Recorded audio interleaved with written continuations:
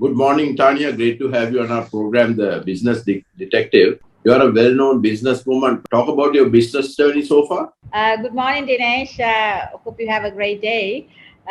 Coming back to me, Dinesh, my name is Tania Abeysundara, and then I am the president at the moment for United Business Alliance, and I am in the garment industry. I represent the garment industry. I own SenVin collection, where I calculatively have 5 factories, and I have been in the industry for the last 23 years. And at the moment, with the recession, we still carry a workforce about 500 to 600 workers at the moment, and we manufacture about 100,000 pieces a month.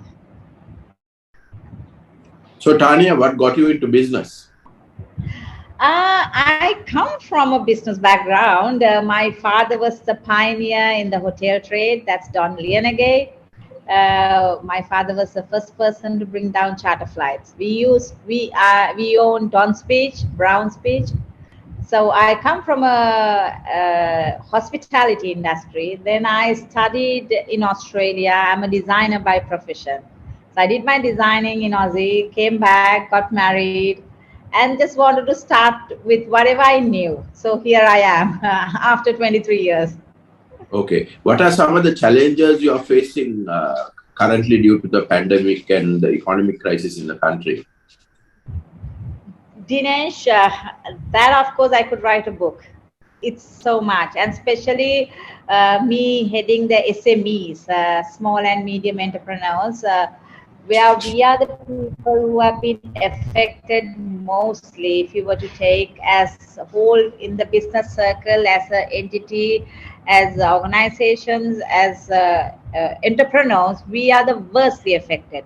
I could say, going back to the Easter attack, bomb attack, up to now, we are so badly affected in so many different ways. One was the Easter attack, then came the corona, then came the country's crisis situation where the entire country is virtually at a bankrupt. So all this calculated together, we are very badly affected in so many different ways. If I have the time to spare, I would just give you a very briefing. One, with the banking issues, where the SMVs are very badly affected. Then secondly, where the industries are badly affected due to the dollar crisis, and we are not be able to sustain ourselves because due to the raw material issues. Thirdly, with the fuel and ongoing power crisis, where none of the industries, none of the entities, and especially when it comes to industries, we can't work from home.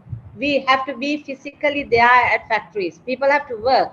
Otherwise, we can't go on our ongoing production.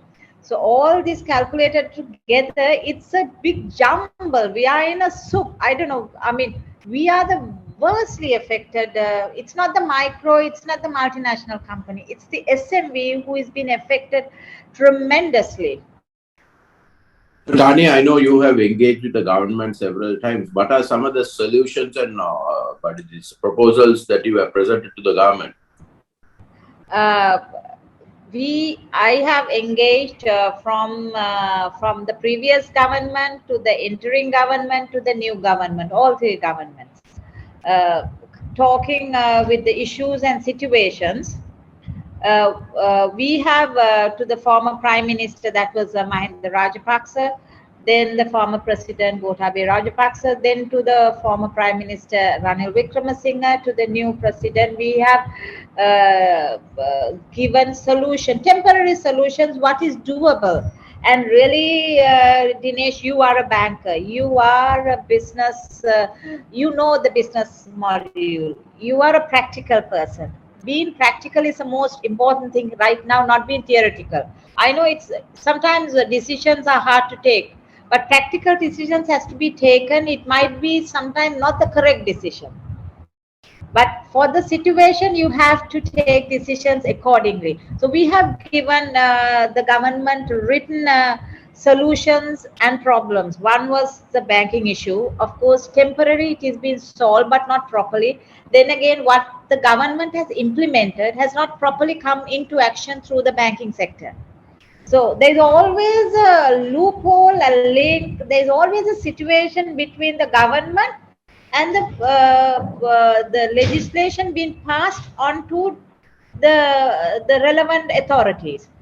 If you were the government sector, the private sector, now as the central bank has given out statement improperly, moratorium to be extended. But the banks are segregating it in a way that the proper benefit is not being given to the entrepreneurs. So it's back again into the same scenario. Then comes to the fuel issues, where the government gave permission the ministers to allocate fuel through the CTB to the industries. But when we go into the CTB, they say we cannot provide fuel. So it is like, the minister is fighting against like the government is fighting against the organizations. So it has to be collaterally worked properly. So coming back to the solutions and what we have told, we have asked to make it LC, where the government has done. The next thing we have asked is to stop the black market. When the dollar prevails, it's been floated, and the black market prevails, the business entities cannot ever come forward. Dinesh, we have so many worker remittance funds that came into the country. I think, if I'm not wrong, we used to get about $600 million every month. That dropped to, I think, $100 million. Why? Because of the black market. Secondly, there are more than 200,000 new employers that has gone into foreign countries to work. So obviously the worker remittance has to be more, but daily it is kind less, because why? We have prevailed the black market to exist. As government, I think the new president should take drastic measures in stopping the black market, enforcing laws. That's what I said. It might be not correct, but sometimes what is correct is not what is right. But okay, what is right now is what is doable. Okay. So Tania, also one of the other issues that you all have raised is the high interest rates, which is because I think borrowing rates are 20 plus now. What is your take on that? Absolutely. Good question, Dinesh, because what happened was, we at the moratorium time, the interest rate came down to 1 digit. Now most of these lending has been done with 1 digit, where PLR plus 3% equivalent to about 11%. Now suddenly it has gone up to 28%.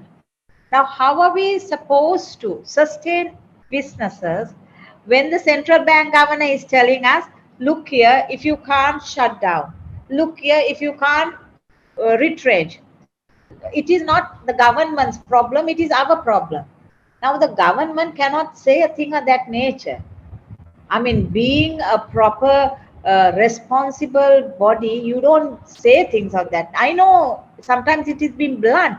Bluntness is not the correct thing. We need solutions. This problem is not created by the business entities of us. We have been the backbone of the economy. We have contributed 52% to the country's GDP. And when we are in trouble, if the government, the central bank is telling us retrench, close down, or do whatever, that is not our problem. Then how are we supposed to facilitate the banks? Then they should tell the bank, look here, write off all interest, loans to be frozen. Then that's okay. Now we are being brought to a bottleneck, and then how do they expect us to breathe? Okay, Tania. Tania, talk a little bit about your CSR initiatives and how you engage with the community. Yeah, now we created our organization, that is United Business Alliance, was brought into one platform calculatedly of the entire SenVin. Because this is the first time any forum of this magnitude has been brought forward as an SenVin. You have been in the industry for such a long time. Nobody has come forward as a SenVin. SenVin was an entity that not was heard of. because we are people who have always invested our finances into developing our own businesses. So we have never been a bother to the government. So always the government has been dependent on us, but we are never. We only want policies, proper policies. So when this crisis happened, we all the SMEs thought, we have to come together into one platform for common issues. That is banking issues, interest issues, like, dollar issues, dollar crisis, what we are faced with right now. So that is the reason we came together. And I suppose generally the SME is known not for what we are, but the picture that is being created is completely different. They think we are like Mudalalis. Like, we don't come from a proper, it's Yeah. not the case, Dinesh, it's totally wrong. We are proper organizations. We calculatively, we house more than 500 to 600 minimum employers. So those are big entities. And we should be, so this project of our, this organization, within a very short period of about within 2 years, we've done a lot to the SMVs. We managed to bring forward our issues. We have managed to create a different platform. We have managed to be heard. We have managed to be seen. So that is an achievement for a very short period of time, I believe. Okay. How do you help your members and all that? We help our members through bringing their issues into one platform and bringing the issues into the government. Like last time when we met the Prime Minister, through bridge into having this interview meeting with the Prime Minister, where he wanted us to be have a forum where we would be heard in the any decision making in the future. And the Prime Minister made it very clear to create a group of 6 or 7 for the SMEs to be helped. Okay. And my final question is, what is your lifelong ambition? I have, I am a person have no ambition. I'm a Buddhist, and then I believe in life to be lived at the present moment. I try to do much as possible to society.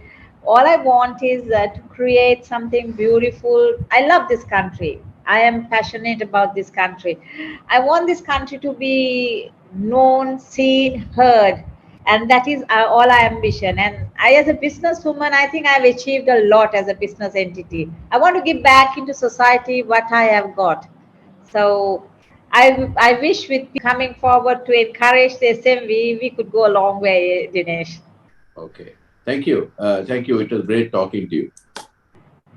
Thank you very much, Dinesh.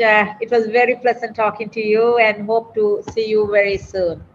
Thank you. Thank you, Dinesh.